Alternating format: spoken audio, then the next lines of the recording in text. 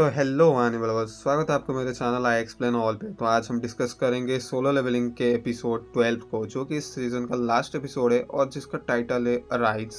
तो बिना किसी डिले के चलो शुरू करते हैं। तो जैसा कि आपने पिछले एपिसोड में देखा था कि जिन्हों एक जॉब चेंज क्वेस्ट के लिए एक डंजन को समन करता है और उसमें वो कुछ नाइट्स को हराता है और बाद में वो एक बड़ी वाली गेट को ओपन करता है, जिसके बाद उसे द नाइट्स कमांडर इग्रिस के साथ लड़ना पड़ता है। और भाई इग्रिस ने क्या ही बैंड बजाई थी जिन्हों की, पर एंड में जाके जिन्हों उसको हरा देता है। पर उसके हराने के साथ ही उसका एक नया क्वेस्ट शुरू हो जाता है जहाँ पे उसको जितना ज्यादा समय हो सके इन नाइट्स से लड़ना था। तो एपिसोड 12 वहीं पे शुरू होता है। जिन्हों थ्रोन रूम के अंदर गिरता है, एक पिलर से टकरा के जोर से पटक जाता है। चारों तरफ सिर्फ नाइट्स ही नाइट्स हैं और उसका टेलीपोर्टेशन स्टोन भी खो चुका होता है और वो अपनी फिजिकल लिमिट पे आ चुका होता है। उसका माना भी खत्म हो चुका होता है, उसके फैटिक पीक पर होता है और वो भी सिर्फ अपने हाथों से लड़ रहा होता है और उसके हाथ भी छिल चुके होते हैं, खून बह रहा होता है उसके हाथ से। फिर भी वो नाइट्स को गिराने की कोशिश करता है, लेकिन ये नाइट्स खत्म ही नहीं हो रहे। तब जिन्हों के दिमाग में इल्यूजन आते हैं, पुरानी यादें आने लगती है। किम और पार्क की आवाज सुनाई देती है जो कि उसके विकेट हंटर होने का मजाक उड़ा रहे होते हैं। कंफ्यूजन में वो इधर उधर देख ही रहा होता है कि एक स्वॉर्ड स्लैश और एक हैमर स्ट्राइक उसे घुटनों पर गिरा देते हैं। तभी उसकी पीठ पर एक हाथ पड़ता है जो कि और किसी का नहीं, मिस्टर संग का होता है, जो उसे कहते हैं तुम्हें खुद को जबरदस्ती पुश करने की जरूरत नहीं है, तुमने जितना हो सकता है उतना किया है। फिर जूही भी उसे दिखाई देती है जो कि उसे कह रही होती है कि हार मान लो, यही बेहतर रहेगा। पर सबसे ज्यादा डरावनी आवाज तो उसकी खुद की पुराना सेल्फ होती है जो उसे कह रहा होता है कि तुम्हें वही मिल रहा है जो तुम डिजर्व करते हो। जिन्नू का पूरा बॉडी फ्रीज हो जाता है ये सुनने के बाद। उसका पास्ट सेल्फ उसे कहने लगता है कि मैं तो तुम्हें पहचान ही नहीं पा रहा हूँ, तुम काफी लंबे हो गए हो और काफी हैंडसम भी हो गए हो, पर अंदर से तुम वही कमजोर ई रैंक हंटर हो। बस यही तुम्हारी औकात है। That's all you will ever be। और देखो अब तुम फिर से मरने वाले हो। और वो उसका मजाक उड़ाता है, उसके सपनों को तोड़ने की कोशिश करता है। तो जिन्नू उधर उससे गुस्सा होकर बोलता है शट अप। पर तभी एक नाइट उसे जोर से जमीन पर पटक देता है। जब वो होश खो रहा होता है तभी उसका पास सेल्फ उसका मजाक उड़ा रहा होता है, अभी भी काफी नहीं है। तभी एक नाइट उसके ऊपर तलवार उठाकर फाइनल ब्लो देने वाला ही होता है, पर तभी जिन्नू को एक देजावु होता है जो कि उस डबल डंजन का होता है और ये उसी के जैसा ही लगता है। और तभी सिस्टम एक बार फिर उसकी जान बचाने के लिए एक्टिव हो जाता है। उसका पास सेल्फ उसे हंसते हुए कह देता है लगता है तुम्हें मरने नहीं दिया जाएगा, और अभी तो नहीं, अगली बार मिलते हैं। अब आपको याद ही होगा कि जिन्नू यहाँ पे आने से पहले डेली क्वेस्ट कंप्लीट नहीं की थी, तो डेली क्वेस्ट कंप्लीट ना होने की वजह से जिन्नू यहाँ पे पेनाल्टी जोन में टेलीपोर्ट हो जाता है। जैसे कि आपको याद होगा कि पेनाल्टी जोन एक डेजर्ट जैसा होता है, लाल बादल, गर्म रहता है और एक एकदम खतरनाक माहौल होता है। तो जिन्नू इधर समझ नहीं पाता है कि ये लक था या फिर सिस्टम उसे खुद बचाना चाहता है। यहाँ पे वो स्टोर एक्सेस करता है और जहाँ से वो माना पोषण लेता है जो कि उसके फैटिक 90+ होने के बाद भी उसको थोड़ा मोड़ा रिकवर कर देता है।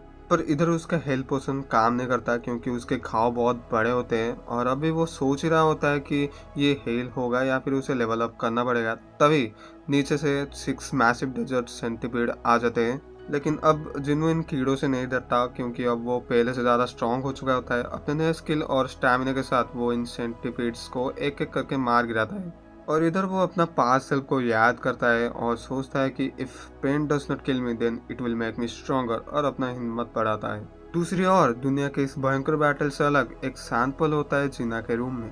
वो रात को उठती है और वॉशरूम जाती है और देखती है कि जिन्नू के लिए बनाया गया खाना अभी तक अनटच्ड है। और वो सोचती है कि क्या वो इतनी रात को भी काम कर रहा है या उसकी कोई गर्लफ्रेंड बन गई है। ना, ऐसा हो ही नहीं सकता। वो हंस देती है और फिर वापस सोने चले जाती है। बस एक सिंपल वॉइस के साथ वो सोने चलती है। काश भाई कल गार्डियन टीचर मीटिंग के लिए टाइम पर आ जाए। यहाँ पे हमें दिखाया जाता है कि जिन्नू की लेवल अप हो चुकी होती है। पेनाल्टी जोन में लेवल अप होने के बाद उसको जो हेल्थ होती है वो भी बढ़ चुकी होती है। अब तकरीबन 10 मिनट बचे थे उस 4 घंटे में से, तो जिन्नू खुद को प्रिपेयर करता है उन नाइट्स से लड़ने के लिए। जिन्नू एक नया डैडकर खरीदता है जिसका नाम है द नाइट्स किलर, जो आर्मर्ड एनिमीज पे एग्नेस्ट बोनस डैमेज देता है, जो कि लगभग 25% बोनस डैमेज देता है। उसके अलावा वो रून स्टोन को भी तोड़ता है जो कि उसे इग्रिस के हराने के बाद मिला था। तो उससे उसे रूलर्स हैंड्स एबिलिटी मिलती है जो कि एक टेलीकाइनेसिस जैसे एबिलिटी होती है। जैसे कि आपको याद होगा कि इग्रिस ने भी अपने हाथों से ही अपना स्वॉर्ड को समन किया था। वहाँ पे वो इधर सेंटीपीड्स को उठाने की कोशिश करता है, पर ऐसा लगता है कि जिन्नू अभी भारी चीजों को उठा नहीं सकता। फिर वो वापस थ्रोन रूम में टेलीपोर्ट हो जाता है जहाँ नाइट्स अब और भी ज्यादा हो चुके होते हैं। पर इस बार वो इन नाइट्स का सीक्रेट पकड़ लेता है। ये सब मेजेस के कंट्रोल में होते हैं, यानी कि जब तक ये मेजेस को खत्म नहीं किया जाएगा तब तक ये आते ही रहेंगे। तो अब जिन्हों मेजेस के ऊपर ध्यान देता है, डैगर टच स्किल का यूज करके वो पहला मैच गिरा देता है और नाइट्स उसके साथ ही गिर जाते हैं। फिर वो दूसरा, तीसरा और चौथा मैच को भी खत्म कर देता है, पर बचे हुए तीनों एक मैसिव गोलेम समन कर देते हैं। जिन्हों फाइनली वो गोलेम को भी तोड़ देता है और फाइनली एक क्वेस्ट कंप्लीट होता है। वो सिस्टम उसका नया जॉब के लिए एनालिसिस करता है और हमें बताया जाता है कि जहाँ भी प्लेयर जाएगा वहाँ पे मौत का फरिश्ता लाएगा, मतलब कि जिन्हों के साथ जाएंगे, और जो भी रास्ता प्लेयर चूज करेगा वहाँ पे लाशों का ढेर बिछ जाएगा और खून से रंग जाएगा वो जगह। और इसके अलावा प्लेयर को भारी ताकत मिलेगी और उसको और किसी के ऊपर डिपेंडेंट होने की जरूरत नहीं पड़ेगी, क्योंकि वो ताकत भूतों से अब उसको मिलेगी और वो भूत जो कि शैडो आर्मी से आएंगे वो उस प्लेयर की हर बात मानेंगे, बस वो सिर्फ प्लेयर के लिए ही आएंगे। और सिस्टम उसे बताता है कि उसके लिए बेस्ट जॉब क्लास नेक्रोमेंसर है, और जो कि एक शैडो आर्मी बना सकता है नेक्रोमेंसर। जिन्नू इधर शॉक्ड होता है क्योंकि वो सोचता है कि मैं एक मैजिशियन टाइप बन जाऊंगा। तो यार जिन्नू तो हमेशा से ही क्लोज कम्बैट करना चाहता है, क्योंकि वो अपने स्किल के साथ साथ अपना ताकत भी बढ़ाना चाहता है। लेकिन अगर वो नेक्रोमेंसर के जॉब को एक्सेप्ट कर देता है तो उसकी सारी की सारी मेहनत यहाँ पे बर्बाद हो जाएगी, उसको ऐसा लग रहा है। लेकिन उसके पास ऑप्शन होता है कि जॉब को एक्सेप्ट और रिजेक्ट करने का, तो वो इस जॉब को रिजेक्ट कर देता है। पर सिस्टम बताता है कि ये एक हिडन क्लास है और अगर वो इस ऑफर को मना कर देता है तो ये मौका हमेशा के लिए चला जाएगा। थोड़ी सोचने के बाद जिन्नू इस जॉब को एक्सेप्ट कर लेता है और सिस्टम उसे फिर से एनालाइज करता है और सिस्टम बताता है कि नेक्रोमेंसर का लेवल अब अपग्रेड हो चुका है, क्योंकि उसको काफ़ी सारे बोनस पॉइंट मिले थे, क्योंकि उसने इतने सारे नाइट्स को हराए थे और इतने कम एचपी पर हराए थे। तो इसीलिए उसकी नेक्रोमेंसर की एबिलिटी अब अपग्रेड हो चुकी है और अब वो शैडो मोनार्च बन चुका होता है। अब वो मरे हुए एनिमीज को अपने शैडो आर्मी में कन्वर्ट कर सकता है और उसका कमांड वर्ड वो सिलेक्ट करता है अराइज। यहाँ पे उसको दो स्किल मिले हुए होते हैं, एक है शैडो एक्सट्रैक्शन और एक है शैडो स्टोरेज, यानी कि वो जगाए हुए शैडोज को सेव भी कर सकता है बाहर के फाइट के लिए। जिनमें इधर 30 शैडो सोल्जर को समन करता है, साथ ही साथ इन सब शैडो बीस्ट का अपना खुद का रैंक्स भी होता है, पर उसको एक और पावरफुल शैडो चाहिए होता है जो कि होता है इग्रिस।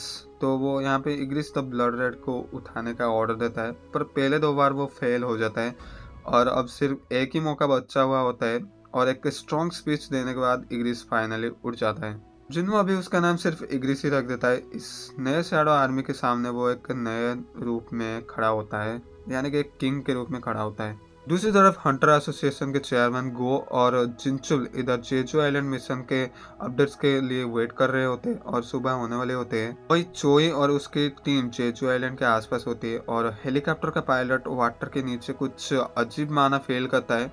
जब हंटर नीचे देखते हैं तो वो शॉक हो जाते हैं। 3 साल पहले वो जायंट एंट उन्होंने इवॉल्व कर चुके होते हैं और उनके विंग्स डेवलप हो चुके होते हैं। तो इससे हमें पता चलता है कि जेजू आइलैंड की बैटल अब शुरू होने वाली होती है। तो ये एपिसोड यहीं पे ख़त्म हो जाता है।